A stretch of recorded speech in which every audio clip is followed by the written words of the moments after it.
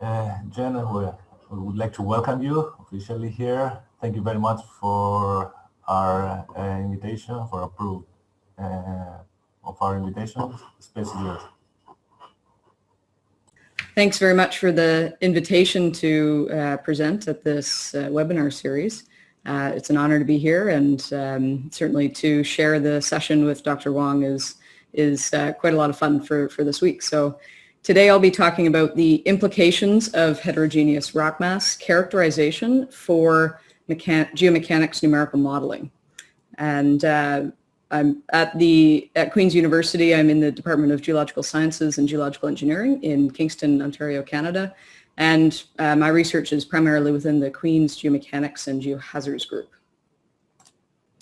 Before I get started, I'd like to acknowledge some of the collaborators and sponsors of the research that I'll be presenting today.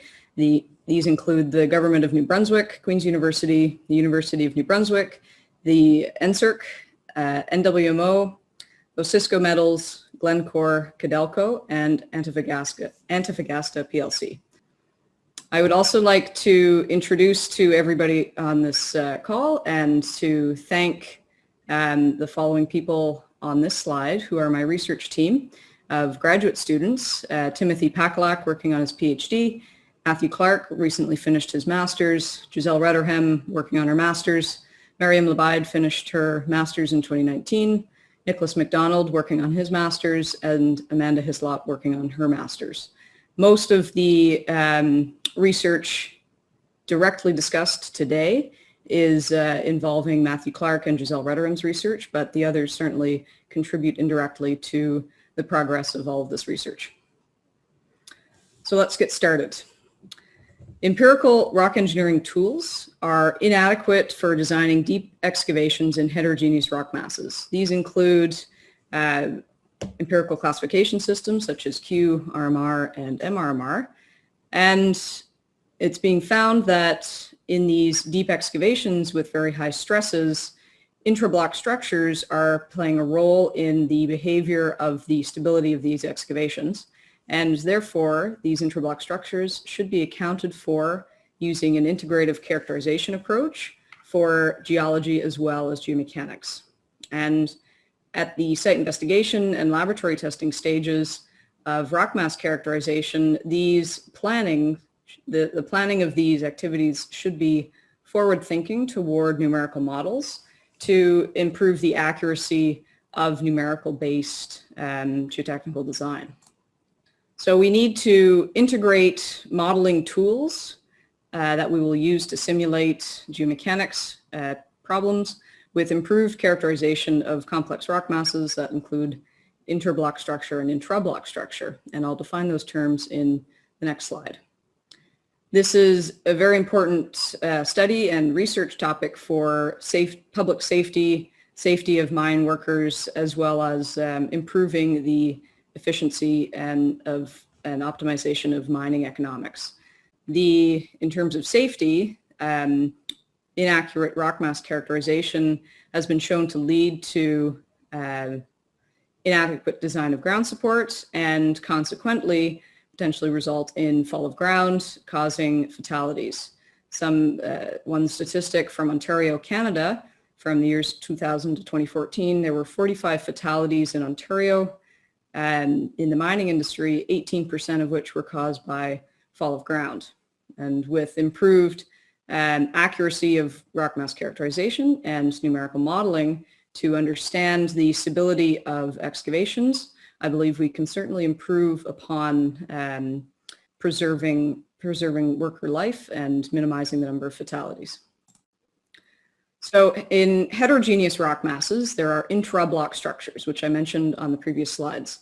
I define these as mesoscale structures within fracture-bounded blocks of intact rock that influence rock mass shear and tensile strength as well as deformability. Their mechanical behavior depends on their thickness, persistence, orientation, mineralization, and the wall rock material. Some examples of intrablock structures shown on the left are hydrothermal veins and stockwork, other fabric defects, and also sedimentary nodules. An example of hydrothermal veins and stockwork is shown on the photo in the middle of drill core from Chile, and an example of nodular structures in limestone is shown on the graph, on the figure on the right. In terms of the rock mass on its own, or as a whole, the intrablock structures fit in with the intact rock, of course, and I also introduced the term interblock structures, which includes fractures, joints, bedding, and faults, really the structures that we typically consider in rock mass characterization. Here are a few examples of hydrothermal veins arranged by their hardness, and to start to look at the geological aspects of these features. On the left, we have very hard materials such as quartz and sulfides, and these are particularly important for ore deposit contexts. We have anhydrites, and as we move toward the right side of the screen, going towards softer infill minerals of veins, we find calcite, gypsum, epidote, and micas. And then on the far right, we start to look at swelling clays, and this is getting into more of an overlap with conventional empirical characterization because there is typically consideration for clay infill in fractures. So for the remainder of this talk, I'll follow this workflow for numerical geotechnical design. This workflow has three major sections: Part A, site investigation; Part B, laboratory testing; and Part C, numerical modeling. And so with the rest of this talk, I'll go through some examples where my research and my team's research has touched on improving various components of this design process.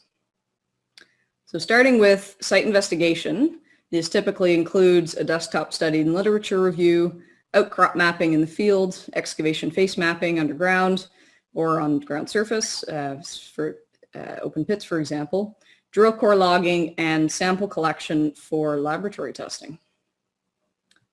When we're looking at outcrop mapping and excavation face mapping, of course, we have a larger two-dimensional image typically of what we can observe, and in those cases have a look at some almost three-dimensional components of rock mass, structure, geometry. And then, of course, drill core logging and sample selection is one of the most common ways we collect our data, and drill core logging by nature is the one-dimensional component. And so I'll touch on all three of these types of field data collection. So when we're collecting data in the field with the end game to use that data in discrete numerical models, where the structure of the rock mass is simulated explicitly or discretely, we need additional input parameters than we would otherwise for a continuum model. And I'll talk about that theme of different modeling approaches as we go as well.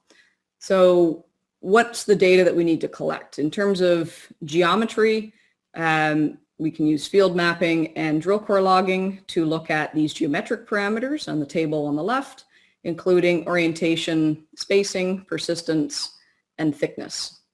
And thickness really is mostly for intrablock structures and not so much the case for fractures, although you could also consider the amount of opening of interblock structures as well, depending on the project.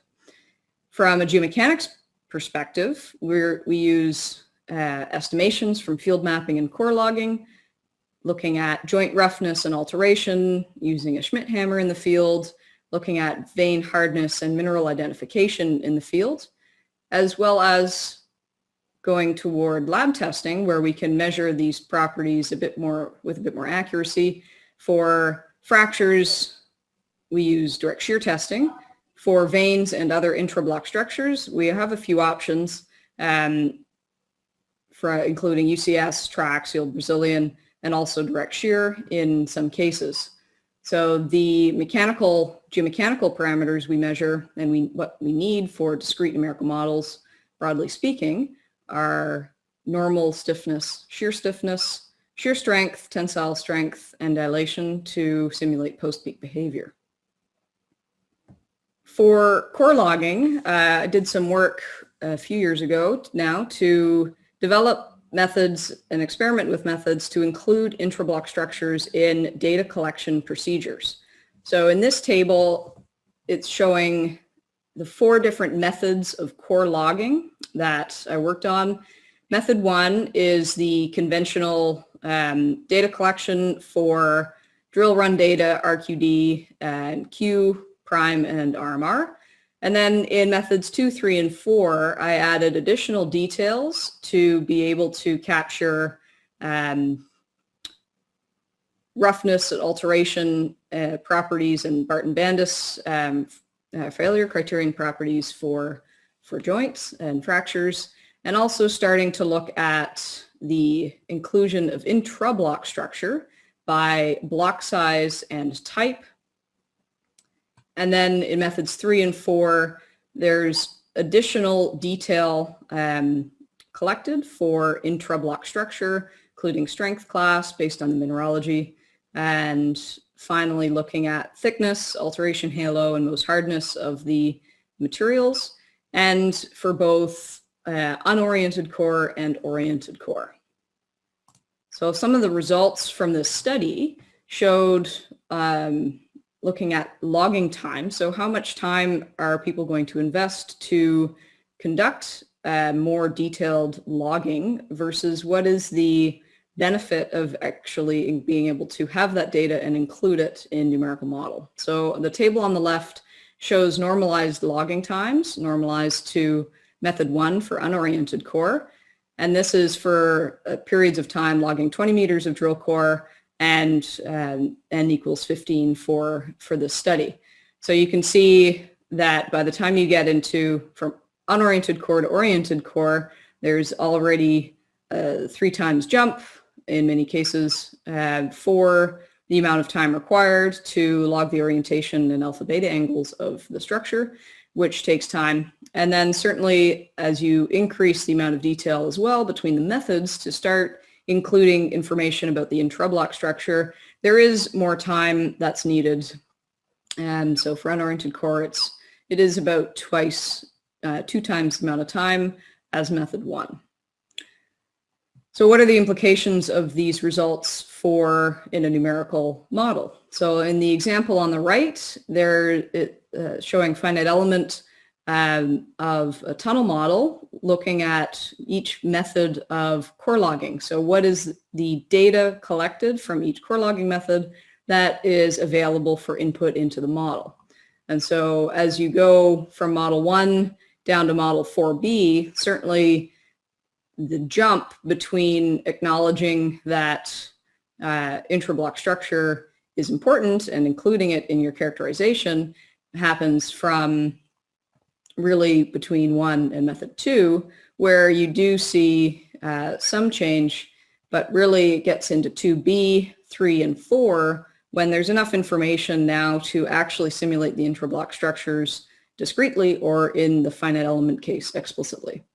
And if you're really pulling out all the stops and you really need to know everything you can about the intra-block structure, comparing the numerical results between method 3 and 4B shows that the added benefit of modeling data or results for method 4B may not actually be necessary to capture the rock mass behavior that's required.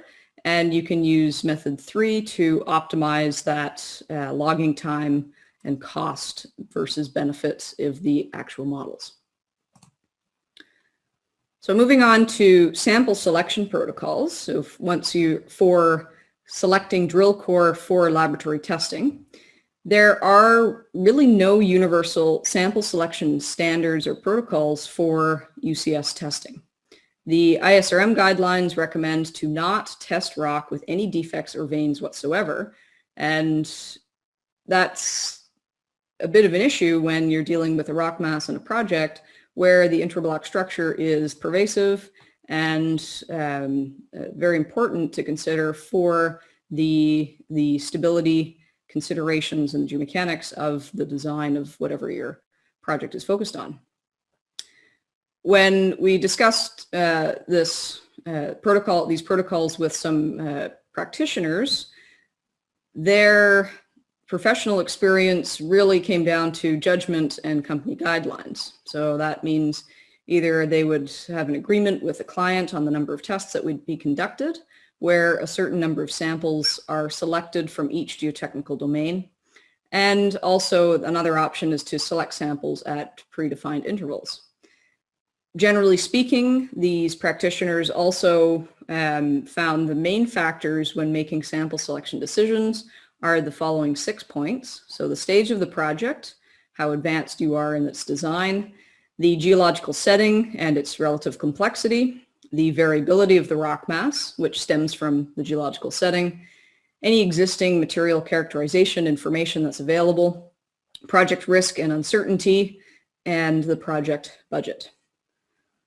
So in this study, we looked at what is we looked at these boreholes and drill core from the legacy skarn deposit, and I'll talk a bit more about the legacy deposits in the lab testing phase of this presentation as well.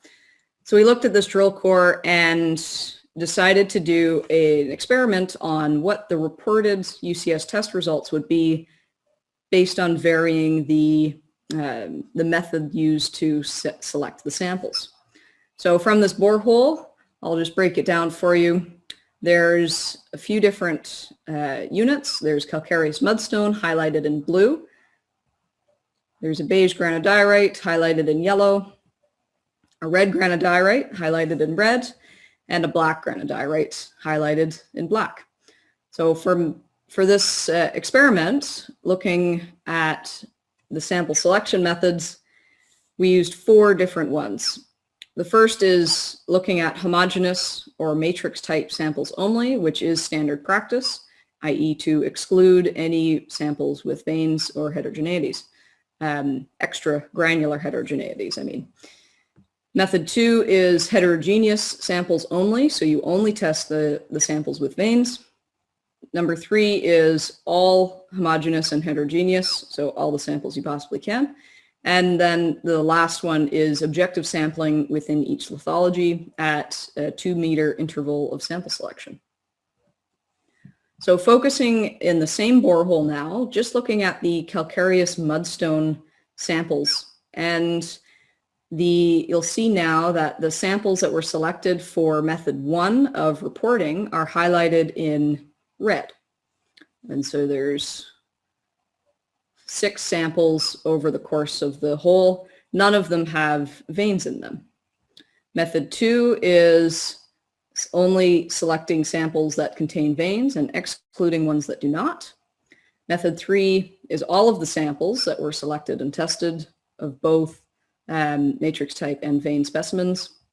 And method 4 is the objective interval of subset at the 2-meter intervals for trying to get a fair representation of the rock mass. So let's look at the reported results. I've only shown the boreholes for the calcareous mudstone, shown on the left side of this graph of peak strength, and each of the data sets here corresponds to each method of sample selection that goes into the calculation and reporting of those results. The same procedure was conducted for the 3 granodiorite units as well as a garnet pyroxene skarn from another borehole. So you can tell here the key findings are that there are significant differences in reported results between matrix type versus vein samples. This is certainly obvious in the calcareous mudstone, where the vein samples are actually reporting a stronger peak strength in terms of both the mean and maximum value compared to the matrix only type specimens. This is also, it's not as obvious in the beige granodiorite, but it is certainly more obvious in the red granodiorite, the difference between matrix and veined, and the black as well. The results of this study also show that objective sampling method at fixed intervals, so method 4, that includes both matrix type and vein samples, is recommended. And it does capture certainly the it lines up fairly well with method 3, which is all of the samples, and typically reduces the uncertainty or range of data. And I'll note that the full study of this analysis is in Clark 2020 and also under review for Clark and Day 2021. And we've also measured the crack initiation and crack damage for the brittle damage thresholds. So let's move on to laboratory testing. In this case, we've collected all of our data from the site investigation, and now we're using the lab testing to further develop our parameters and understanding of the geomechanics, and in this case, especially for intrablock structure, the mineralogy of the materials, which will flow into the geotechnical model for numerical modeling purposes. The two branches of laboratory testing are the geomechanics, shown on the right, which includes intact compressive, intact tensile, and direct shear testing. And on the left, this is the laboratory testing of the intrablock mineralogy for a few different scales. We can use hand sample observations, thin section petrography for millimeter scale analysis, and we can also use microscale analytical analyses with such as SEM and MLA, XRD, and XRF. So I'll talk a little bit briefly about the mineralogy techniques that we've been using thus far. So for field identification, it's part of your standard mineral ID kit, using your hand lens, knife, magnet, streak plate, hydrochloric acids to test for effervescence, etc. Looking into thin sections and petrography, such as the photo shown below here in the center. This enables us to conduct spatial analysis of mineralogy and grain size and the texture.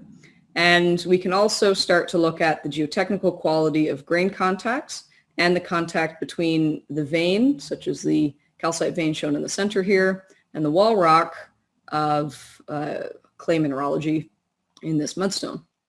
So you can get a sense of the quality of those contacts.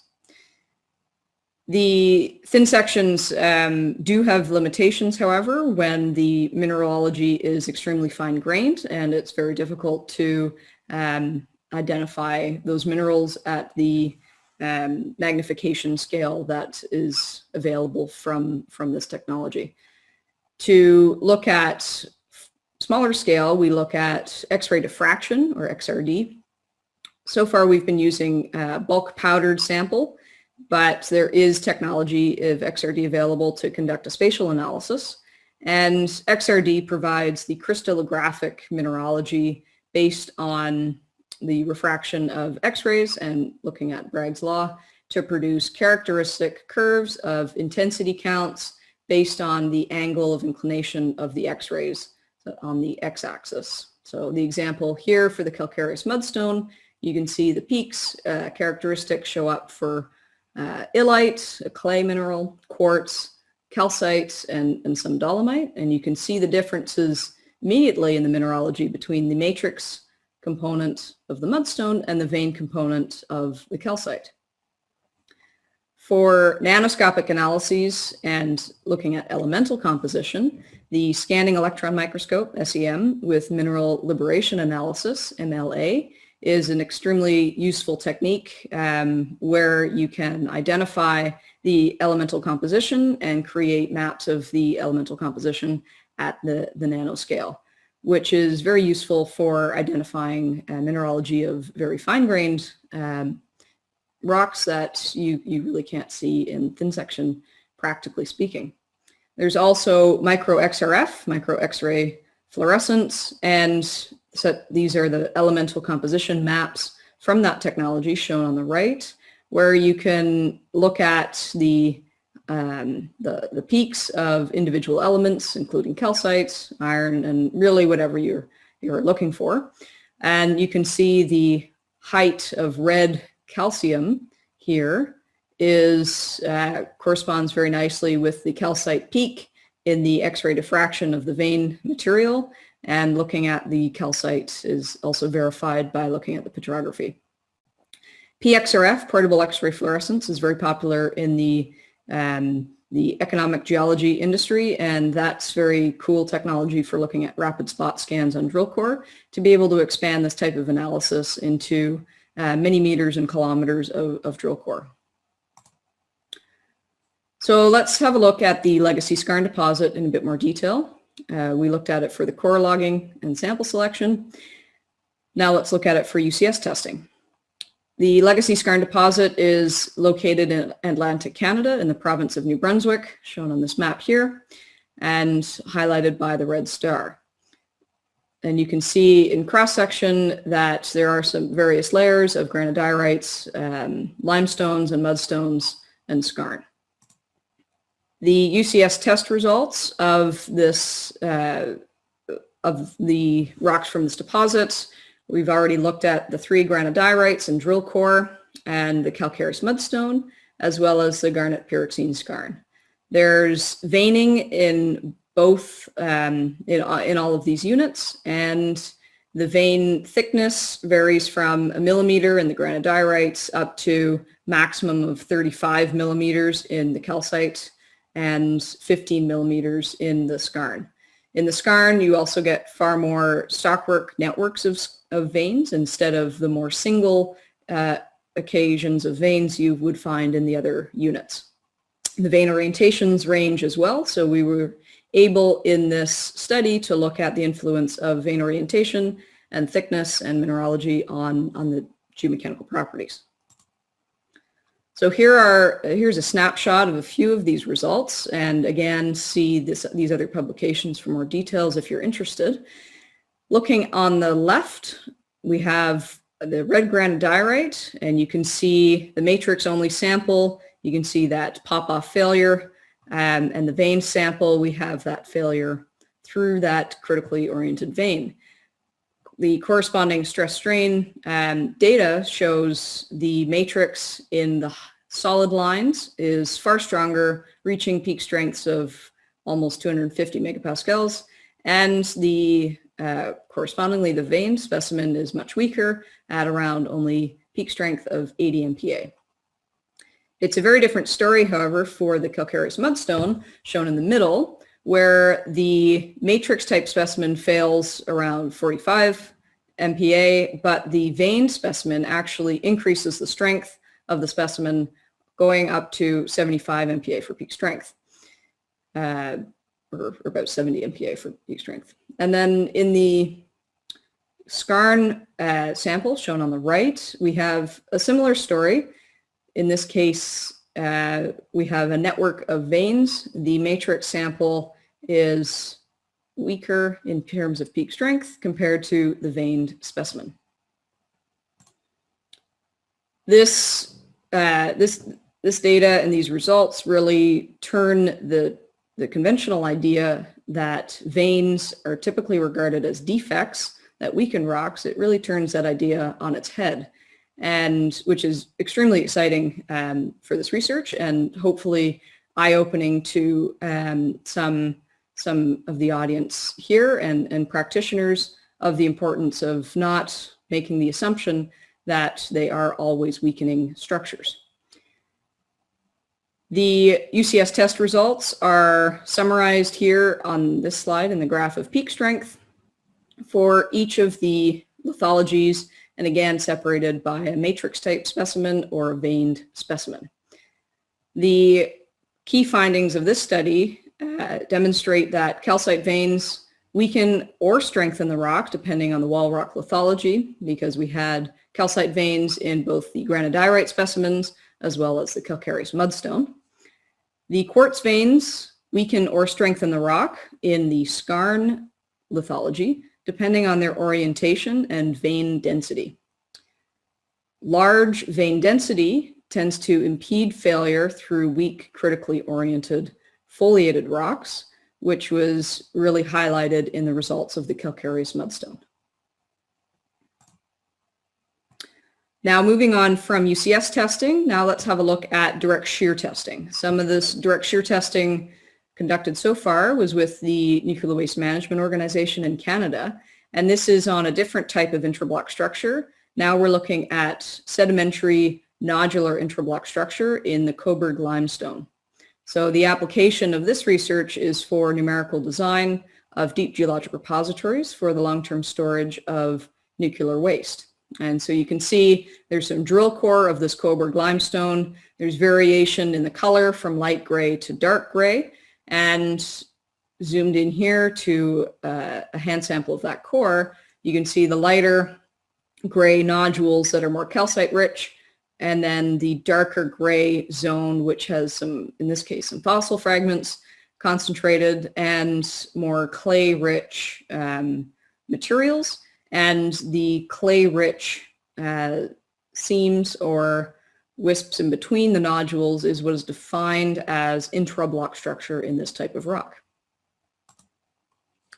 So for this study, we had 2 source locations for direct shear test samples, looking at this map of basically the Great Lakes in North America near Toronto. We have the Bowmanville Quarry just east of Toronto on the shore of Lake Ontario, where which was the source location from near surface from some of these rocks.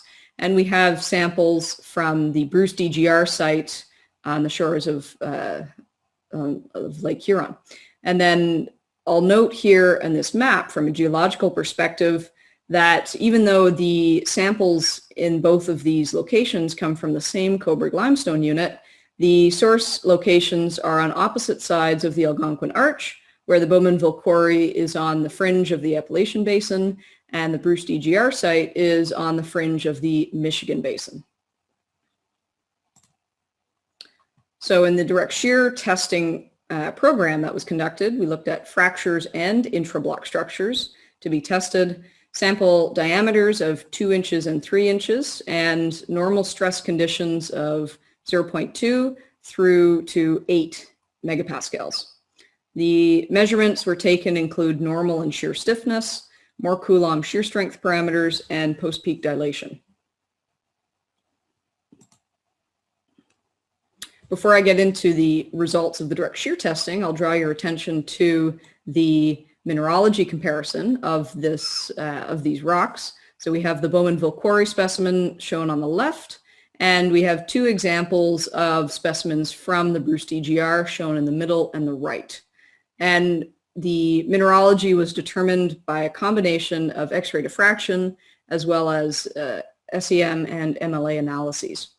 So the SEM and MLA analyses shown on the right here indicate that the Bruce DGR Coburg has almost 70% calcite and less than 20% clay matrix, in addition to some other minor constituent minerals, whereas the Bowmanville Quarry Coburg only has about 34% calcite and over 50% clay matrix, and again, some other minor constituent minerals.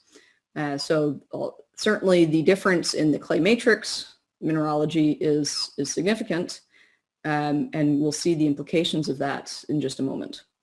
The clay matrix mineralogy was defined through X-ray diffraction analyses to complement this result, which was found to be illite and interlayered with some montmorillonite. So for looking at the normal and shear stiffness results of this testing, we have the Bowmanville cases shown in green with the trend line of normal stiffness on the left, and the Bowmanville cases of shear stiffness in blue with the trend line shown on the right. And in both cases of stiffness, I'll draw your attention to in the Bruce site, both normal and shear stiffness were actually greater values than what was measured in the Bowmanville limestone.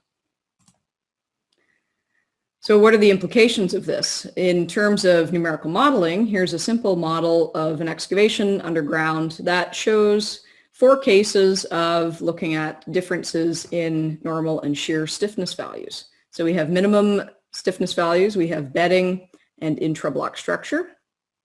The bedding is modeled as the fully persistent horizontal layers.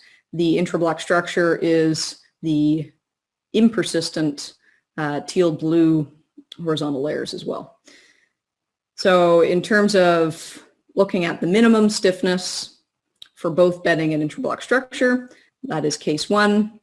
And that shows the relative maximum total displacement that was modeled. And certainly, I'll note this is a finite element model, and so the physical value of that total displacement should be taken with a grain of salt.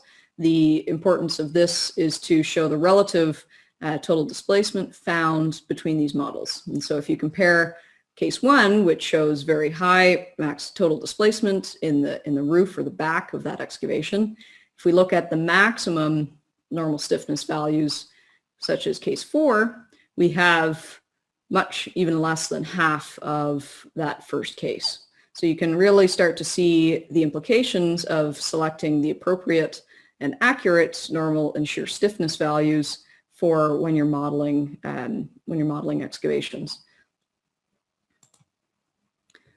Looking at the shear strength of these test results, this is a bit of an unconventional graph, but on the y-axis we have the friction angle, and on the x-axis we have cohesion for the more Coulomb shear strength criterion parameters. And the data is sorted between tests that were conducted on the fractures, so pre-existing fractures in the material, where you have peak and residual properties. We also have tests conducted on the intrablock samples, which I've introduced a 3-stage more Coulomb criterion to really explain this data. And so in the fractures, we have on the hollow symbols, we have the peak fractures corresponding nicely in that group, and then the residual in orange down here in that group. The peak strength of the intrablock structure, however, is really its own group with significantly higher cohesion and somewhat higher friction angle. And so the 3-stage enhanced or extended more Coulomb criterion accounts for intrablock structure where the initial primary peak strength is breaking through that intact vein material.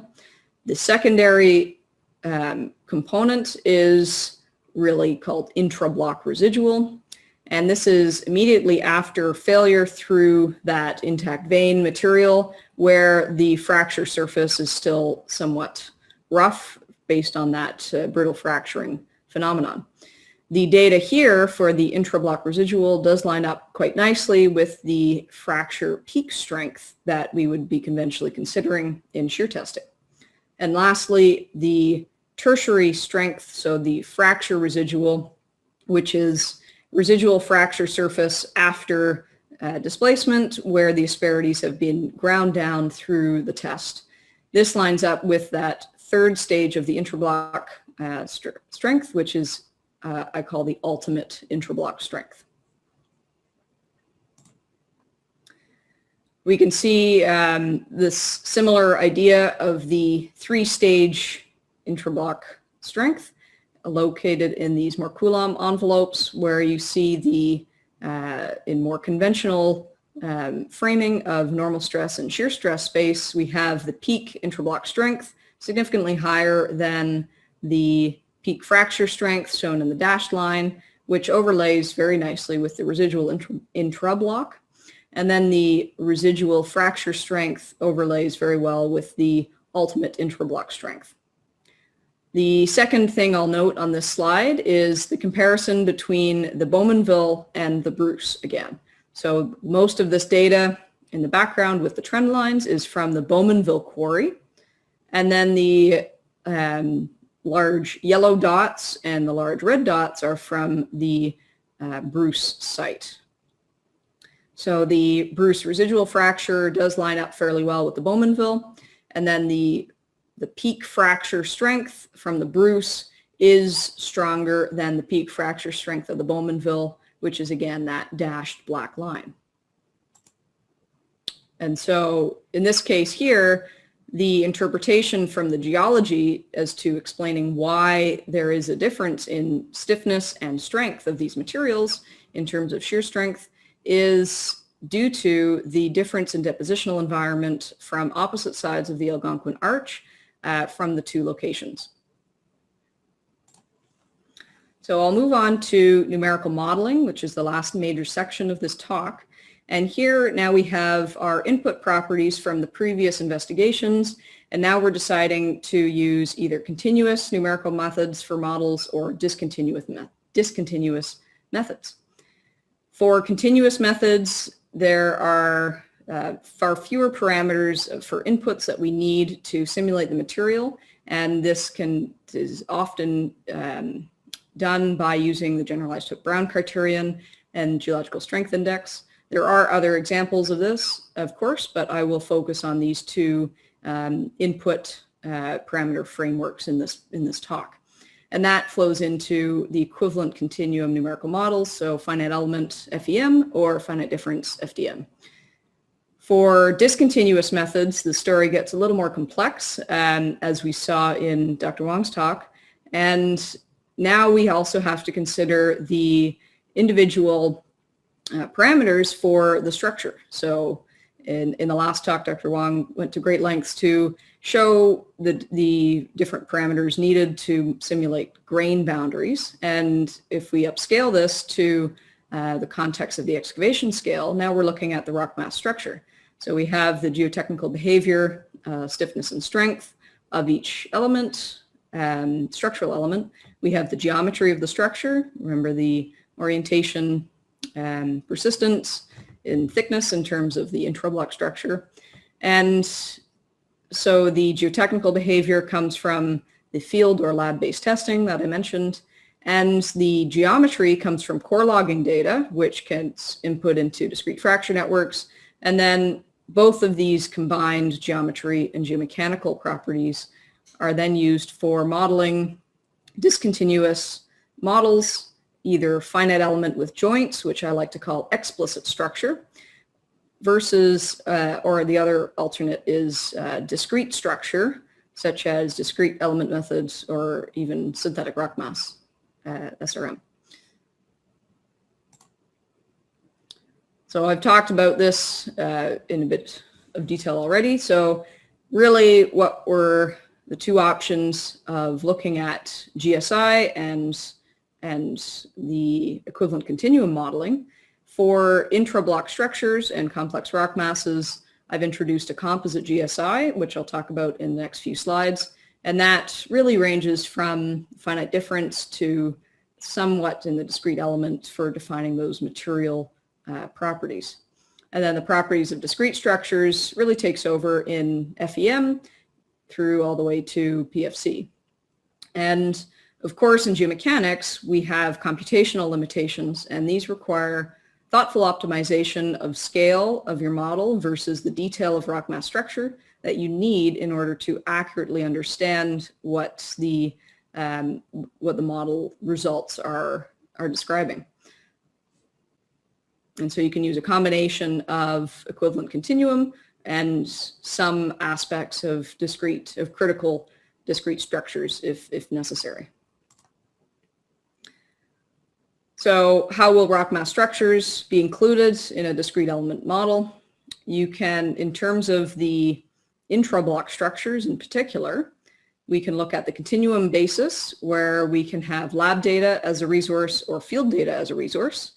And from lab data, we can do intact tests on single veins or vein networks to collect those strength results.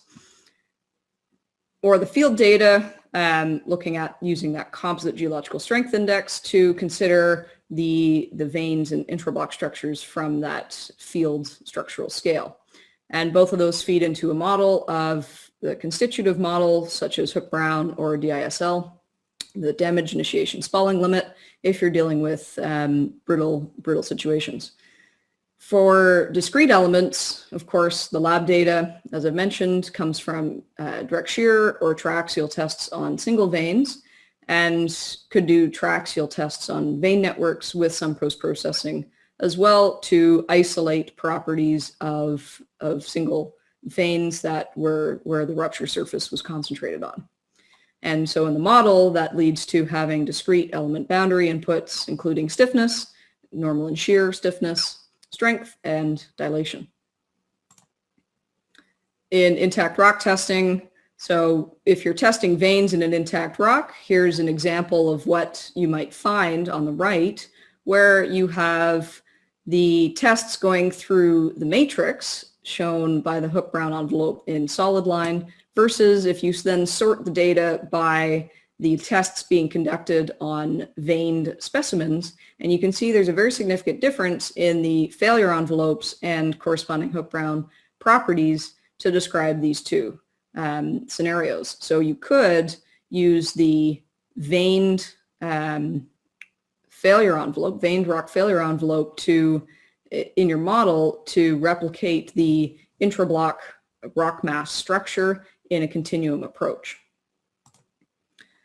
From a structural perspective, I've developed the Composite Geological Strength Index, or Cgsi, which is an update from the Geological Strength Index by Hook and Marinos, and with updates by others, to incorporate veins into continuum numerical models via the Hook-Brown shear strength criterion. So in this new chart shown on the right, there's an additional column I've added for intrablock structures that consider the option where these can actually strengthen your rock mass. There's equations for Cgsi associated with this chart, shown in the chart conveniently and also expanded here on the slide, that combine multiple suites of rock mass structures, so any combination of fractures and veins, considering them first individually and then combining them using a weighted harmonic average approach into a single composite GSI value. And this is primarily suited for shear-driven rock mass yield. So one case example I've used to validate the composite GSI is from adit observations at the El Teniente mine in Chile, in South America. And I'll go through that validation very briefly. So we looked at, observations of overbreak and block size at the excavation face, and used some finite element models looking at modeling the explicit structures to simulate the excavation at that face where the observations were taken. And then we looked at three options of GSI. We looked at joints-only GSI if veins were entirely excluded from the process. We looked at the worst-case GSI, where we looked at the worst case of the combined joints and veins. And then we looked at this composite GSI in the middle as the new approach. First, we looked at that in the 600 meter depth case. So the depth of overbreak in the explicit structure model was 1.42 meters versus composite GSI, which showed the best agreement with the explicit structure model. We extended this to looking at the validation at a range of depths and curve fit the data using the Karo-Yasuda rheological function.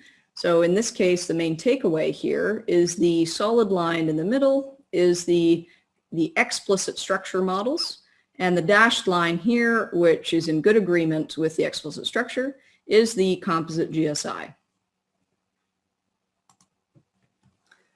So now let's move on to discrete element modeling, where again, we now have to consider the mechanical, geomechanical, and geometric properties of the individual rock mass structures. So I'll focus on shear strength in this example. So I showed this enhanced constitutive model for intrablock structures based on lab testing, and where we have the pre-peak primary state of the intact intrablock structure, post-peak immediately after rupture, and then the ultimate tertiary state, which is after rupture and after further shear that grinds down asperities in the surface. So I used a numerical test of this enhanced constitutive model using a deep drift at El Teniente to compare the suite of models to the overbreak data that was collected in the drift. And you can see in the properties of these models in terms of normal and shear stiffness and more Coulomb properties are shown in the table for the primary, secondary, and tertiary stages of this enhanced more Coulomb model. The results on the right show that Additional failure occurred in all cases between the primary and tertiary states, and the maximum overbreak in the primary models is only 1 meter versus in the tertiary models it extended up to 1.8 meters. And the secondary stage models are not shown in this example. So comparing the models to the overbreak data here is sorted into 4 bins, A through D, where the overbreak is measured at less than half a meter and then up to 1.8 to 2.5 meters. So the confirmation of this, enhanced constitutive model is in good agreement here, where the primary state models only account for bins A and B, which is 80% of the overbreak measurements, whereas the tertiary state models, the suite of models, does account for overbreak from bins A, B, and C, which is 96% of the overbreak measurements in the tunnel. So it is more representative of those overbreak measurements.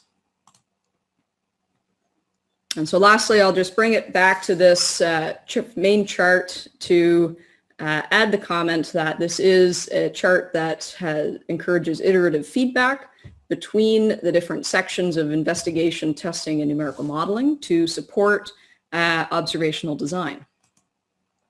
So I'll conclude here on a couple of slides. The workflow of data analysis, as summarized again on the last slide, presents a structured methodology to integrate complex geology into geotechnical engineering design. The observation and measurement of geomechanical properties in the field and lab are needed to anchor numerical models to reality, and especially in realities of complex geologies and rock masses. In terms of site investigation, the methods for core logging and sample selection presented in this work that account for intrablock structures improve the accuracy of numerical models and test data interpretations. The geological and mineralogical interpretations of heterogeneous rocks and rock masses are an important part of understanding their geomechanical behaviors and predicting the instability at the excavation scale. For laboratory testing, the UCS tests on the legacy skarn rocks demonstrate that veins have negative or positive impact on the rock geomechanical properties, depending on the vein mineralogy, wall rock lithology, and vein geometry. So it is a very complex issue that deserves due attention. The direct shear tests on the Coburg limestone show the impact of the depositional environment on mechanical properties, and strength data agrees with the enhanced Moore-Coulomb criterion proposed in these works. Finally, in numerical modeling, the Composite Gsi tool enables suites of fractures and/or intrablock structures in any combination to be considered individually for continuum numerical models, and the enhanced Moore-Coulomb criterion improves excavation scale model accuracy for complex rock masses. More information can be found in these publications I've listed on this slide. And I'd like to thank you very much for your kind attention and again for the invitation, and I would be happy to take any questions. Thank you very much, Professor Day, for your excellent presentation. We already have one question, so I think we can start with that. What would be the best approach method to investigate concentrations of uranium within a granite sample? Would any of the SEM, XRF, BXRF methods you discussed in the geological characterization techniques section be useful?